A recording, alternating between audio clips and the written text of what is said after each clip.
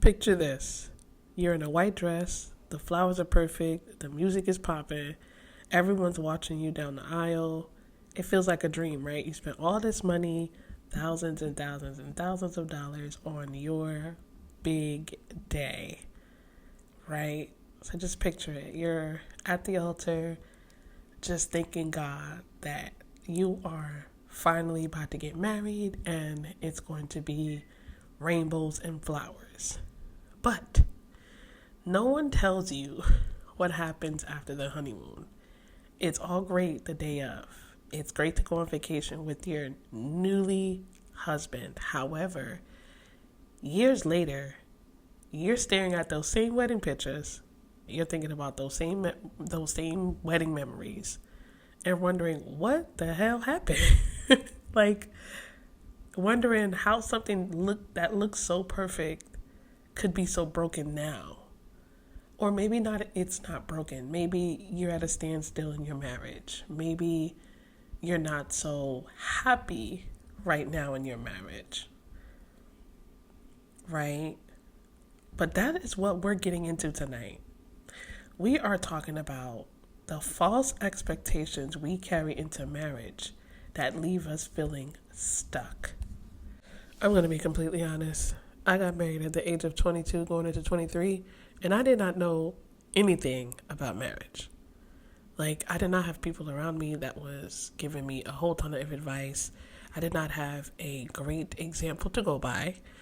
And simply, I was the youngest out of my friend group to get married. So my friends were not in the space to give me any advice either. So I walked into marriage totally blind. Literally. Totally blind. Yes, I loved my husband at the time we got married. Yes, I wanted to marry him. Yes, I truly believed he was my husband. However, I had no idea what I was going to embrace after I said I do. I didn't know the type of warfare I was going to go through just because I walked down that aisle and made a vow in front of God, in front of my family and friends about the man that I was going to marry. And thank you, Jesus, that I married my person, because going into a marriage and not knowing what you're getting into, and two, hoping and praying this person is for you, I say is the most dangerous thing that you can do as a woman, as a Christian, just in all fronts, literally putting your future in basically a hope and a thought and a like you have no guarantee. And I think that's a lot of what a lot of women are struggling now, young and old, Christian or not Christian, is that we are getting married. We have this false idea of what marriage is. We're going into marriages with people we simply do not know, or have fallen into the trap of what this person said they would be, and they're not that person. I got married super young. Me and my husband, as of July of this year, have been married for 10 years. We have 3 beautiful children together, and I wouldn't want it any other way. But if I'm going to be totally honest with you, if we're going to backtrack, if we're going to go all the way back, if I have the ability to go back and change things, I would have not gotten married at the time that I would have gotten married. Yes, I would have still picked my husband time and time again. He is my soulmate. That is my man, and I love him. But at 22, going into 23, I simply just did not know myself, and I didn't know what I was getting myself into. I didn't know what I would have to endure being a wife to my husband. The wedding was cool. Honeymoon was great. You know, being able to say that I'm married, that a man wanted to make an honest person, an honest woman out of me is great. Having a forever partner, having a travel partner, having someone sleep in the same bed with you, having someone to come home to share your day, to share your dreams, to share your thoughts, having someone to feel safe with is great. But I still did not know who I was at the time that I did get married. So therefore, there could have been a lot of things that could have went left if my husband wasn't who he is today. And so for me, I did not know what marriage was. And my story could have went totally left if I didn't marry a genuinely nice, caring, considerate person. And you could be looking at your situation now and saying, what happened? I married this man, we walked down the aisle, we spent all this money, we have these beautiful children together, but I simply am not happy in my marriage. I simply don't get why I'm still here. I simply don't understand what is going on. So those could be your thoughts right now in your marriage. And sometimes it's because we have a false expectation of what marriage looks like, or we don't have an expectation of what marriage looks like. And years later, looking back, year 1, year 2, year 5, year 10, year 15, year 20, you're scratching your head and you're wondering, what in the world is going on?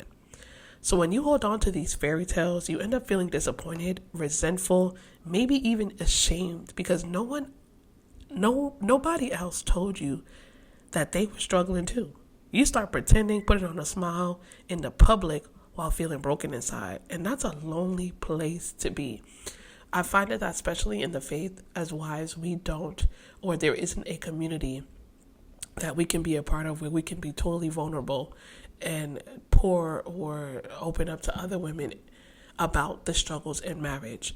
I have heard the most dreadful stories regarding women who are married to pastors, married to preachers, married to great men in the realm of church, in the realm of being a Christian, in the realm of great men who are influencers, but they are struggling. They are going through it in their marriages. And you would have never thought, looking outside in, that these people were struggling. You could never tell, because we as a society do a very good job at masking what's really going on. Yes, we don't want the whole world knowing our business. Yes, we don't want to show everything that is going on, but I feel like in this point, in 2025, we need to be more open. We need to start talking about these tough topics that women are going through. Like, we are going through it in our marriages. We are going through it. But going back to the idea of marriage, going back to the idea of that fairy tale wedding, we have this false idea that if the wedding is perfect, the marriage will be too. I'm going to repeat that. If the wedding is perfect, the marriage will be too. But look, sis, a wedding is one day. It's just not even 24 hours. It could be maybe 8 to 10 hours, but a wedding is one day. A marriage is every single day after that. You have to show up in your marriage every single day. You can't live in the fairy tale of the wedding, because the wedding was only a couple of hours.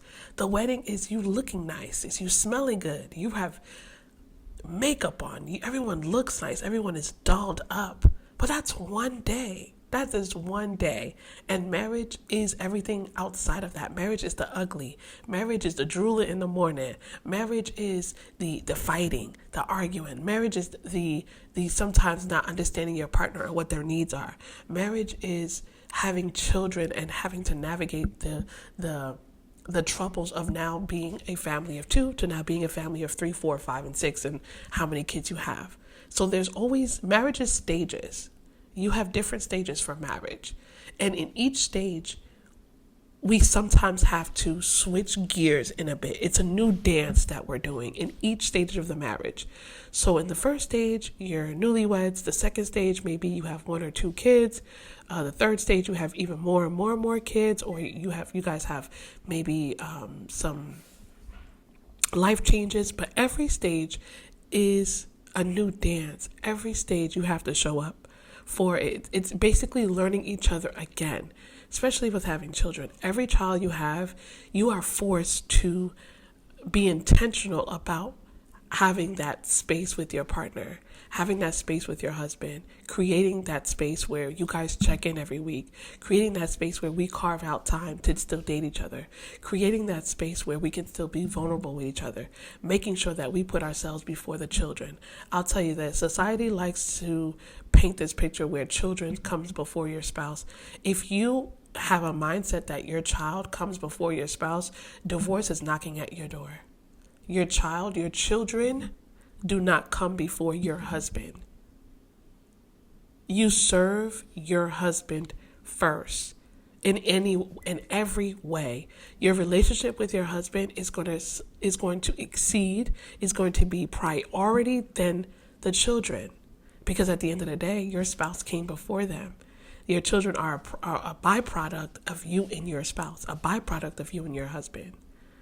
So if you are at a stage where you don't know what happened to your wedding, you don't know exactly what's going on and why you feel so stuck, also look into each stage of your marriage. Have you shown up in each stage?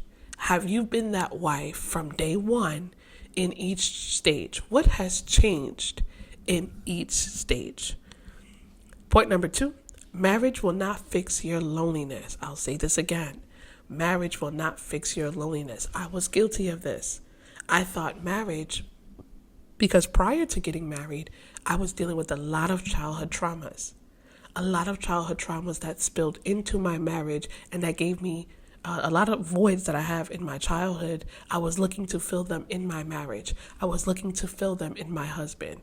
But I had to be reminded that my husband is human. He cannot fill every void. He cannot feel the loneliness that I felt as a child. One, because he is not God. He is human. He also falls short.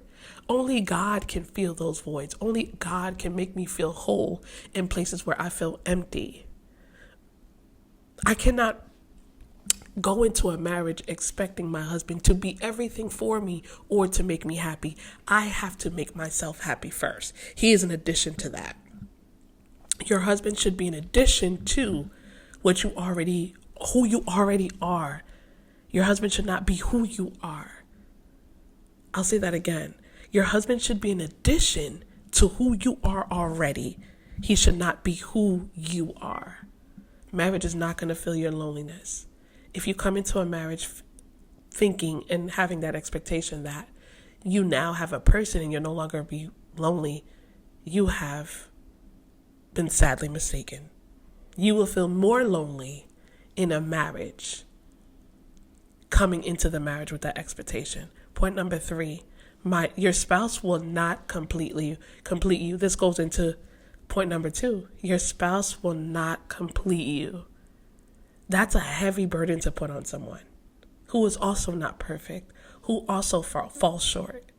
No one person can carry all of your needs. No one person can carry all of your needs. Only God can complete you. Only God can restore you. Only God can be the things that you feel a void. Your husband cannot be that for you. He can help. You can communicate certain things to him, but he cannot be those things. The truth, marriage isn't automatic. It takes work, it takes intentionality, and it takes honesty. If you don't have those 3 things, it's not something that's just automatically going to be great. Your wedding night is not going to repeat itself every day in your marriage. Will you have times where you guys are happy with each other? We're loving on each other. We are happy. We are joyful. Yes, absolutely. Marriage is a beautiful thing. It was meant to be a beautiful thing. But will there be times you don't like your spouse? Absolutely. Will there be times you want to get a divorce? Absolutely. Will there be times you question even why you got married in the first place? Absolutely. And guess what? I went through all 3 of those stages, even in the short 10 years that I've been married. I've went through all 3 stages. And I've learned that marriage is a dance. It's a dance. You are willingly coming to the dance floor. It's a dance that you're willingly going to learn. You wake up saying, I will learn this dance today. And then in 10 years, 15 years, 20 years, it's going to be a new dance. Because you both won't be the same people you were when you got married. The person that I am today at 33 is not who I was at 22, turning 23 when I got married to my husband. My needs have completely shifted. My wants have completely shifted. The way I want to be treated have completely shifted. The way I want my husband to perceive me and treat me have completely shifted. So marriage is coming to the dance floor and willingly, voluntarily wanting to learn a new dance and not putting the dancing shoes down. You're literally coming forward and saying, I will get this dance down no matter what happens, no matter what the issue is, no matter what we're going through in life. I want to have life with you. I want to do this dance with you no matter what it takes. That is what marriage is. That wedding night is one day. It's one night. It's 8 to 10 hours. That wedding night is not going to reenact itself in your marriage every day. Every day is going to be different. Every day there's going to be a different fight. Every day you'll give some days you'll give 80, the other person may give 20. And maybe one day you'll give 20 and he gives 80. So marriage is a continuous thing. It's not something that we can plan for, in a sense, every day. It's not going to be rainbows every day. Man, I wish it was. But that's not life, right? That's not life. I found myself in my marriage questioning at some point why I got married. Did I get married too young? Is he the right person? And it's through the years that I was able to realize that, yes, he may be the right person. Yes, he makes me happy. I love him. But there are some things about him I don't like. There are some things in our marriage that transpired throughout the years that I wasn't fond of. Yes, did I think about divorce? Absolutely. But I feel like divorce, when there isn't any concrete reason on why there should be divorce, is a cop-out. It's a cop-out. It's you telling yourself that I'm not willing to do the work. It's you telling yourself, like, you know what? I'm going to quit. And in a marriage, especially being a Christian, we're not supposed to quit that easy. Marriage is a covenant that two people come together and make in front of God, in front of our friends, in front of our loved ones. Marriage is not something to be played with. Marriage is not just something we do for fun. It is a covenant. It is an agreement that you're coming into with your spouse. So no, don't give up that easily. Fight for your marriage. Understand it's a new dance that you guys are going to be dancing until death do you part. It's okay to admit what you've pictured and what you're learning didn't match, or what you're living didn't match. That doesn't make you a failure. It just makes you human. If this hits home, make sure you follow the show so you don't miss next week's episode, and share this with your friend who might be sitting in the same struggle. You could be that voice she's been needing.